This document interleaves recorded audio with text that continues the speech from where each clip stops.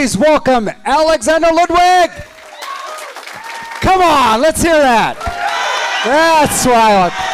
Welcome. Now it's an official welcome. Yeah. Grab a microphone. It's so good to have you. Oh my gosh, this is so packed. Thank you guys so much. It means the world that you guys are all here. And it's great that you're here too, so it works out really well. So, what a coincidence. It is a coincidence. So this time is yours. If you want to talk a bit, tell some stories, take questions, whatever you're comfortable with. Yeah, I mean, my name is, for those of you who don't know, my name is Alexander Ludwig. I grew up in Vancouver, Canada. Currently relocated to Atlanta, Georgia. I'm shooting a new show there right now called Heels. Right on, we got a few people watched it. Right on, it's on Stars. So if you don't have it, you should get it. It's $5. But I'm very, very proud of this show. Acting is just what I've always known that I wanted to do. You know, for me, it was just something that I grew up. My mom was an actress back in the day. She did Friday the 13th, Part 8. And one day I stole her phone. I was 9 years old. I called her old agent and I asked for an audition. And the agent gave me a job and I started in commercials. I did a Harry Potter toy commercial and worked my way up from there. Movie of the week, small parts, extra roles. And, I worked as a kid and slowly, worked my way up as an adult. I did a show called Vikings, which I was really proud of. Yeah. And, thank you. A film called Lone Survivor, which was a really special to my heart because it's a true story about a Navy SEAL operation in Afghanistan. And I just finished a film in Spain that Guy Ritchie's directing, Jake Gyllenhaal starring in it, and that was an amazing experience. And I mean, I'm so grateful to get to come to these things, and to have all of your support. It's incredible to see, that, I got in this business just to tell stories. That's what I love to do. I love inspiring people. I'm not here to be a celebrity. I got in this business to be an actor, and I just love meeting you all. And I'm so grateful that each and every one of you spent your hard-earned money to come here today and celebrate in this business because it's my life. So thank you. That's awesome. Thank you. You mind if we get some questions from the audience? Yeah, please ask away anything you guys want. We'll start right down here. A little less enthusiasm. No, I'm fair. Hi, it's me again. Okay, so I actually wrote it down so I don't mess it up. Okay, so we obviously love when you're on film and you get to be there on location and then it gets made into a film. And we know we don't know what you feel. That's the question.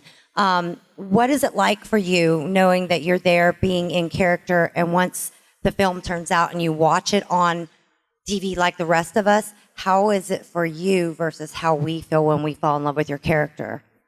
I think that for me, when I was a kid, I loved watching myself. It was so cool to see yourself on TV. You know what I mean? It was like, holy crap, this is so amazing. Even just the commercial, I'd be freaking out. And now it's not that I've become jaded in any way. I'm so grateful that I've made it to a level where, I'm able to do this as for a living. But for me, the really exciting part of it is actually just doing it, is actually being in front of a camera and being in character for me. So I do watch what I do probably once now. Just to see, because I do enjoy watching what the other castmates have done and how it all came together. But it's definitely a different experience because, I think just as artists, and I'm sure there's a lot of you in this room, you always want to do better. And I think you're always trying to push the envelope and, oh man, I could have done that, or this doesn't look right. So that's why when I get to meet people who love the Hunger Games or Vikings or Heels, it's to me, it's just it warms my heart because it's this is what I set out to do was, I can't remember who said this, but it was Bob Dylan. He said, the greatest form of art is to inspire, and that's the greatest purpose of it. So I'm glad it touched everybody, and even in just the smallest of ways.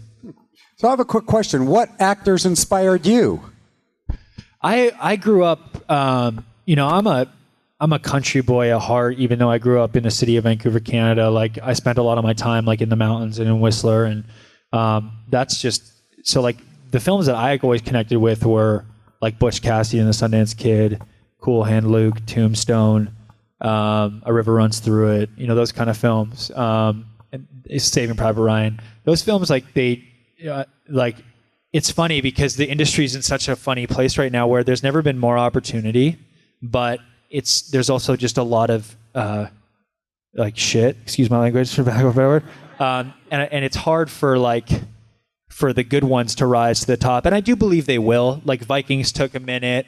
Like a lot of shows don't just like pop off right away now. It takes years. But I've always felt that like nowadays, some of the greatest storytelling right now is on television.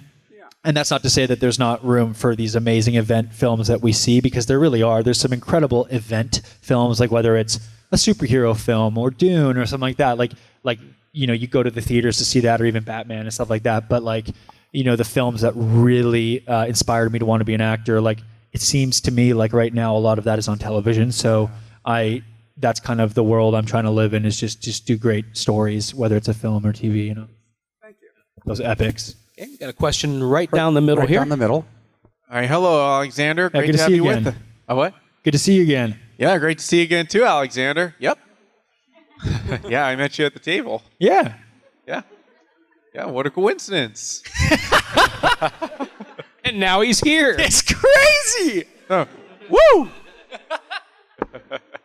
All right. So the one question I've wanted to ask you was, what was both your favorite and most challenging part about working on the Hunger Games, along with the extensive training and working with the cast and crew, especially director Gary Ross and actress Jennifer Lawrence?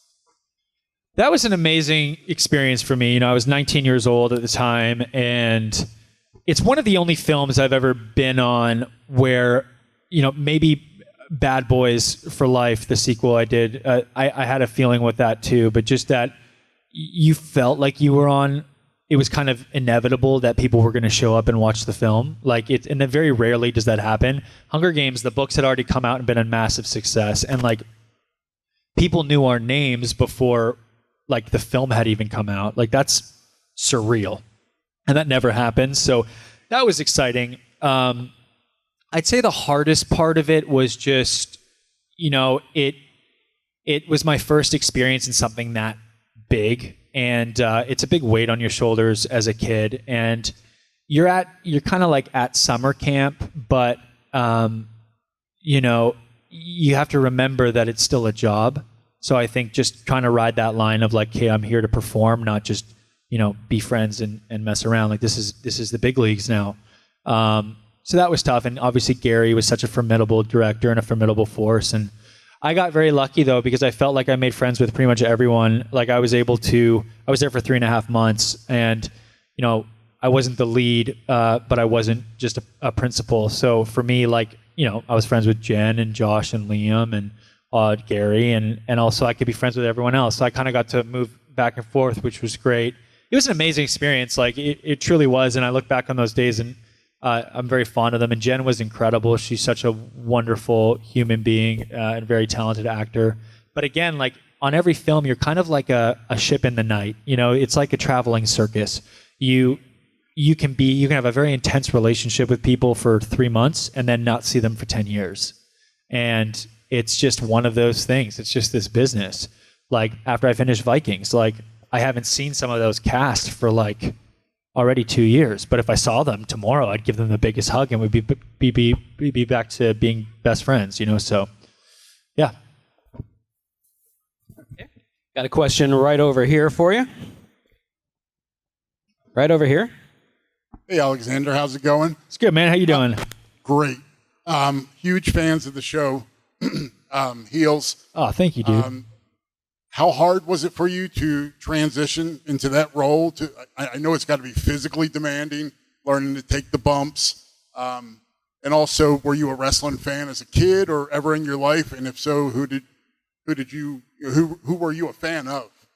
Yeah, that's a great question. So for those of you who didn't grow up with wrestling or don't know what a bump is when you're basically falling flat onto the mat. And I think it's hilarious that they call it a mat, because there is no padding. It's they're 4x4 boards that are just across, and they have a little give in the middle. So I did not grow up watching wrestling religiously. However, when I did turn it on, I did watch it like every once in a while, and I loved it as a kid. I just didn't follow it. And one of the people I remember watching all the time was this guy named Edge, and Adam Copeland, and I thought he was incredible. And then, funny enough, this business is so crazy. I'm on Vikings, and of course, working with Adam. And then I end up doing heels. So of course, I call Adam and ask for all his advice. And I will say that out of anything I've done, like Vikings was brutal. Like the weather was brutal, and like it was just like exhausting. But it was so fulfilling too. But physically, nothing comes close to heels in terms of the kind of conditioning we had to get our bodies in to be able to perform these stunts. Like we have to look like, especially my character has to look like a rock star in the ring. And, you know, I'm having to backflip off the top turnbuckle and take flat back bumps and, you know, get Germaned onto my top of my shoulders. My co-star Steven broke his back when we were filming. It's like, it was no joke. So I have an immense amount of respect for those athletes. It's one of the hardest things I've ever done, and I can barely last 15 minutes, let alone 40. So it's an incredible thing that they do, and it's such a grind. And getting to be a part of telling that story has been so incredible. I love playing Ace Spade. The character I play in Heels is just, he's like a rock star wrestler and a complete disaster in life. And sadly, I can relate to that a lot. So, All right. We're kind of keeping things right here in the middle, so we got another question for you. Hello, thank you for being here. I'm going to put you on a spot here just for a little bit. So I was a corpsman with the Marines, and I understand the camaraderie with brothers in arms. So there was a lighthearted moment in the scene of Lone Survivor where your teammates called you up front, and you had to do a little dance. So for those of us, or those that have never seen the movie, I was wondering if you could reenact that for us. I don't know if that's good. I don't think that's... I swear, dude, I swear if I remembered it, I would. But it has been so long since I did that. But I will tell you this, it was the Napoleon Dynamite dance, and my little sister taught me how to do that. Oh, that's awesome. But I seriously don't remember it. Yeah. But Now, thank he you for your remembers service, too, and I'm so glad that you like the film, really. Yeah. It means the world. Thank you. All right. Okay. And I have a quick question before the next one. The new film you're working on with Guy Ritchie, it doesn't even list a title. Can you tell us a little bit about that, or is it all hush-hush? Well, what they have released is it's called The it's right now it's called The Interpreter. That could always change, but it's set in Afghanistan, and it's about a sergeant who goes missing with his interpreter, and their kind of fight for survival while they're over there. And I play Jake's best friend and his superior, and I'm basically trying to help get him out. The filming is done. It's just in production now, right? Yeah, the filming's done. Yeah. Nice. And when do you think that'll be coming out? I don't know. I know that Guy turns around his films pretty quickly, so I would imagine within the year we should see something. Awesome. All right, ready We got for a couple question questions on the over here to the far right. side of the room. Well, welcome here. We're so happy to see you. My question is how do you get into the headspace for your characters? Because that's something we hear about a lot from actors, is getting in that headspace. You've performed so many varied characters. How do you sort of get into that vibe? It's a great question. So, people, for those, is there anybody who wants to be an actor in this room or that likes acting? Or oh, amazing. Oh, right on. So there's a book I'll recommend. It's by an acting coach named Ivana Chubbuck. Ivana's my coach. She's worked with Travis Fimmel from Vikings, Brad Pitt, Halle Berry, Charlize Theron. She's incredible. And she takes basically what you call the method. I think a lot of people mistake the method for thinking that means that you just live in that character like Daniel Day-Lewis does. What he does is kind of his own take on that. But for me, Ivana has her own thing that she's taken from like Stanislavski and all some of the great acting coaches in the world. And you basically use your present experiences and you work through those in your scene. So whereas Stanislavski would have said, if you're playing my sister, and I don't know you. There's no way you and I can create 29 years of a relationship just by pretending. So you should take from what you know and apply that to the scene. But what Yvonne has done is, and ingeniously, I think, is take what's happening currently now and apply that to your scene. So it's like, if I have to get my power back in a scene, who do I need to get my power back from in real life? Or who do I feel that I need to? And suddenly it's that much more urgent, and I'm that much more invested in it. And then, of course, I do my own personal things with each character and make it my own. But in terms of like intention, I always draw from a personal space, and I apply that to kind of every scene that I have. So on the other side of that, have you any trouble getting out of a character once you're done? No, early on in my career, like before I had really kind of, I'd say, fine-tuned like this, it's such a growing experience. You can always continue to grow.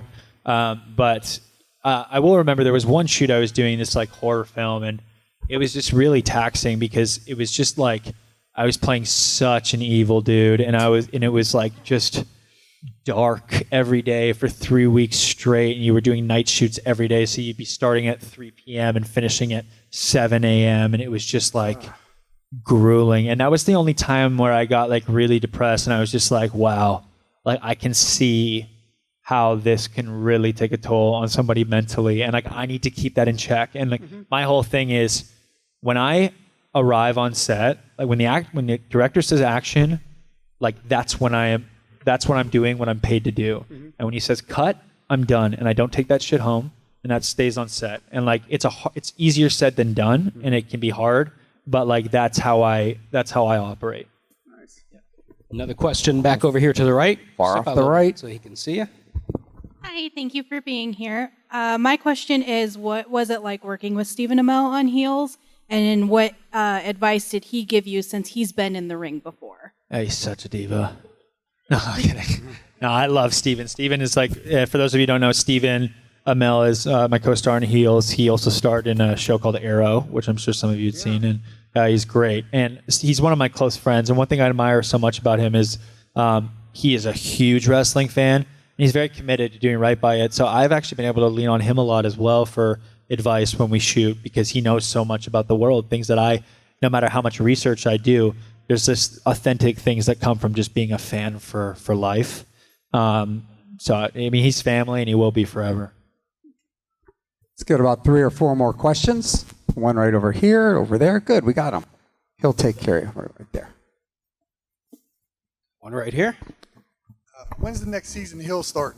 I literally finished filming at midnight yesterday, and I got on a 5 a.m. flight and got here, and I'm here tomorrow. Wow. And then I leave at 10 p.m. and I work at 6 a.m. on Monday. Right there. I love James Harrison. I actually just called him but he's not here right now, unfortunately, or I would have loved to see him. Who's your favorite actor that you've worked with? That's a great question. My favorite actor that I've worked with. Well, it's hard because I feel like I think so much of like being able to grow into whatever it is that you're doing, that you're learning, or whatever it is you want to become is the ability to know when you don't know things, and you're willing to be open and humble and accept knowledge from different people. So like I worked with Anthony Hopkins, who to me is such an incredible actor, and I learned so much from him. But I would say just in terms of overall experience, like working with Travis Fimmel, who played my dad on Vikings, and Gustav Skarsgård, like who played Floki, like those are some of my closest friends, and also just inspired me as an actor greatly, and have had huge impacts on my career. So when I look at the most meaningful relationships, it's probably them. But there's always those moments where like I did Bad Boys with Will Smith and Martin Lawrence, and I grew up watching them. So suddenly you're on a set, and Jerry Bruckheimer is like one of the biggest producers in Hollywood, and I'm just going, how did this like little demon kid from Canada get here? Like what is happening? And those experiences are really amazing. And that's the beautiful thing about this business, is that every single person in this business starts from the bottom, and you can make it no matter who you are or what you're doing. I mean, I know so many people on my production on Heels who want to be producers and directors, and I'll bring them over to our director, who's a huge director in Hollywood. And I go, Pete, it's our director. I say, Pete, what did you do when you started? He's like, my first job in the business was wafting the fog for people, and now he's a big Hollywood director. And I go, Julie, what was your first job? And Julie's a huge producer. She produced Hell or High Water. She produces Heels. She produced a bunch of stuff.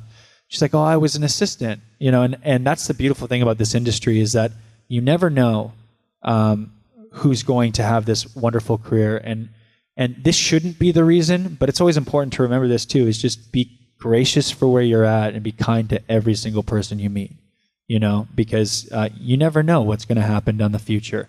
And time again, it has always served me well, Nice. Another question right up front here. First of all, I want to say thank you for being so humble and a real human being, because as we know, there's a few people here today that are actors. Yeah, definitely this kid for sure. Well, I'm kidding. But you know what I mean, that they're not really like down to earth and personable and sweet. I don't mean in a bad way, but wonderful, But I guess my question, we'll forgive him for that. No. This is Alexander's mother, by the way. Yeah, right. But what I wanted to ask is, what do you do in your downtime? Not that you have a lot of it, but in your downtime, what do you like to do that the whole room should know about? Wow. That's all the time we have. And where does this take place, and at what time can we expect to be there?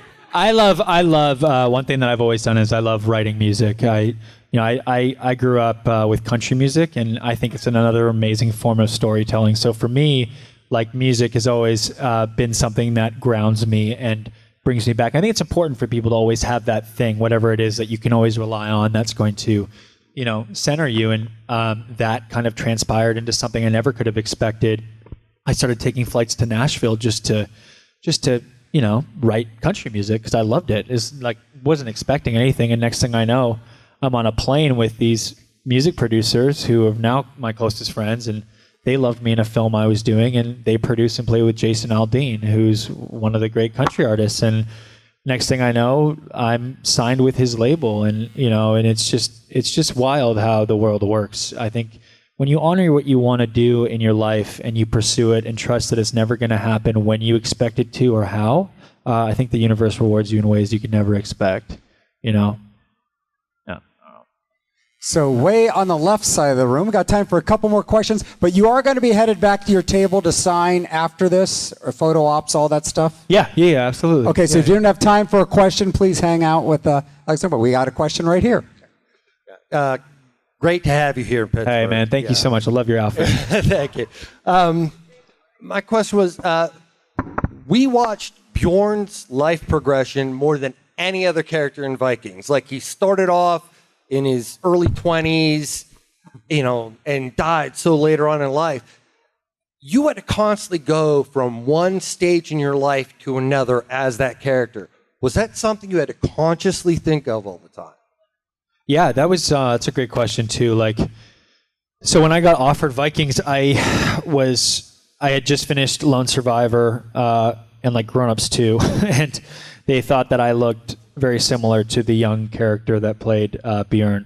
And they said, look, we want you to come in and read for this role, but then they offered me the part, and I wasn't sure I should do it because it was before, like, I would say the golden age of television. And when you sign on to a TV show, it's like signing a sports contract, and that, like, they kind of own you for 6 years straight. And that's like a really scary thing to commit to. But when I heard the trajectory of that character, that he would go from boy to man to warrior to leader to king to legend, I was like, what other actor will ever have a chance to show this kind of an arc? And the beautiful thing about Vikings is that exactly what you said, they grew up with the character, and essentially they grew up with me, because I grew on that show as a human being and as an actor as well. And I went through all of those crazy twists and turns that you go through in your 20s, and trust me, Ireland was definitely not the best place to be for that. But no, the people there are incredible, and I'm actually really thankful that I went through all my crazy years there because, you know, I was removed, and I don't know how it would have been if I wasn't, but luckily, thankfully, got it all together. But yeah, it's just the most incredible experience. And yes, it was something that I was aware of, and it was something that was only going to happen if Vikings was a success. So the more of you that watched it, the more chance I had to get to show this progression. And it was the greatest honor of my life, you know. And a lot of kid actors, they don't really get to make that transition. So I was lucky to get to do that on that show. And we have one last question right here. Once again, he's headed back to his table assigned. If you didn't have time for a question, please go hang out. Thank you for coming, by the way. Yeah, oh my God, thanks for having me. I wanted to know, is there any funny moments that you can share with us on Vikings with the cast? Yeah. Stuff you can never get away with in America. But, so Travis and I were just total idiots. And Travis played Ragnar, and like, we lived together for a time, and we were just such morons. We get in fights at bars and be idiots. And one day, I had just had enough of his it was relentless. Like every day I'd walk out, and then like there'd be some disgusting thing that I can't tell you here that was done to me. And I was like, I'm done. So one day we're so bad. We're shooting a scene in the woods, and Travis has to go to the bathroom. So he goes to a porta potty, and this extra who I know named Gavin, and Gavin's like, we knew our extras so well because they'd go to Game of Thrones and they'd come back to Vikings. It's like they knew that I was just so fed up with this, and they're like, Alexander, now's your chance. And I was like, you're so right. And I literally ran full speed and kicked the porta potty over inside. And he's like Spider-Man at the top of the porta potty. And thankfully it didn't get all over him, but it got all over his shoes. And I should have pushed it with the door on the ground, but I didn't. So he was able to crawl out, and he was just like, and I was like, and he never did anything ever again. So, you know. Lesson learned. Once again, thank you so much for coming out. Let's give it up. Thanks, guys. Alexander Thank you Ludwig. so much. What a great Q&A. Do better than that. Thanks, guys. Appreciate it. Thank you. This is John Glover, and you are watching Fandom Spotlight. Be sure to like, share, and subscribe. Lionel Luther recommends it. Have some fun. Follow your fandom.